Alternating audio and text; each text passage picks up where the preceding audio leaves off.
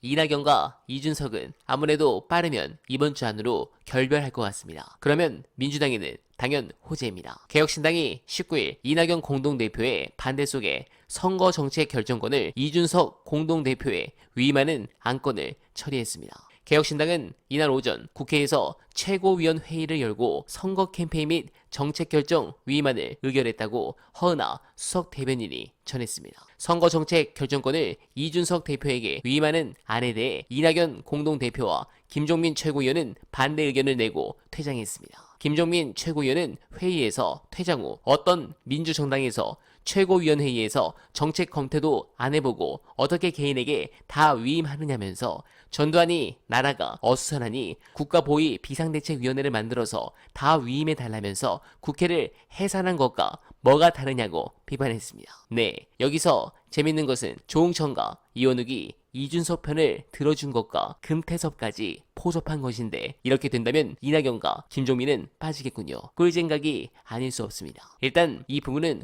호재이지만 반대로 또 우려하는 부분도 있습니다. 오늘 오전 방송 중 제 개인적인 생각으로는 이게 가장 중요 포인트였습니다. 영상 보시고 이어가 보겠습니다. 조국 신당과 민주당과의 관계는 어떻게 정립해야 되는 겁니까?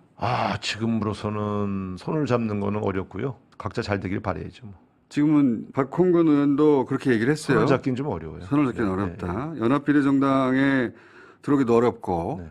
근데 이제 지금 조국 신당이 그러면은 제3지대의 개혁신당도 아닌 것 같고 또 다른 정당들 녹색정의당이나 다른 정당이 가지고 있던 포지션들 많이 읽다 보니까 그게 이제 조국 신당으로 가고 있거든요. 실제 수치를 보니까. 그러면 이제 민주당 입장에서는 총선 전략에서 그러면 비례는 조국 신당하고 나누고 그렇죠? 소수 정당의 연합 비례를 끌어안고 그러면서도 녹색 정의당하고는 지역구에서 다퉈야 되고 진보 신당하고도 이게 합의가 돼야 되니까 굉장히 그러니까 복잡해졌어요. 어려워지고 있는 게 야당일 때 이렇게 계속 분립 형태로 가면 윤석열 심판 정서가 하나로 딱 직결되어야만 그렇지. 민주당이 승리하는데 이게 그렇지. 흩어지면 그분들이 잘못한 게 아니라 유권자들이 잘못한 게 아니라 이 구도가 흩어지면 마음이 잘안 윤석열 정서가 흩어지기 때문에 잘안 민주당이 보이죠. 승리하기가 어려워지고 있거든요. 그래서 저는 지금 굉장히 고차 방정식이 필요한 맞습니다. 시점으로 가고 있다. 근데 이 문제에 대해서 민주당 지도부가 대처를 잘해야 된다. 저는 그렇게 충고하고 싶네요. 그 어려운 시국입니다. 굉장히 어려워지고 있어요. 예. 네, 컨벤션 효과이긴 하지만 이 정도 지지율을 만약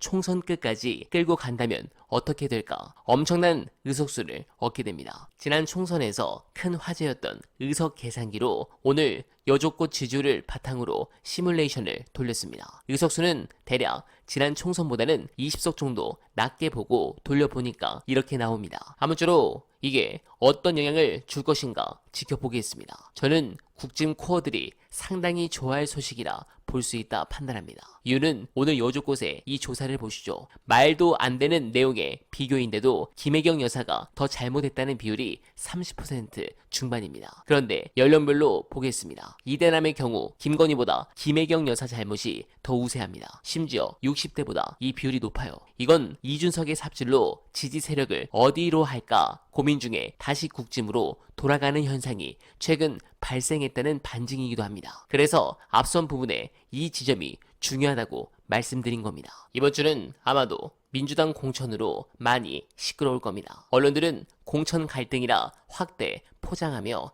이재명 대표를 공격할 것이고 공천 위기인 수박들은 너도 나도 인터뷰를 잡고 이슈를 만들어 당 지지율 하락을 견인하려고 온 힘을 쓸 겁니다. 그런 부분에서 그 뉴스를 덮어줄 정도로 낙지가 화이팅 해주길 기대하며 이번 영상은 여기서 인사드리겠습니다. 여러분 고맙습니다.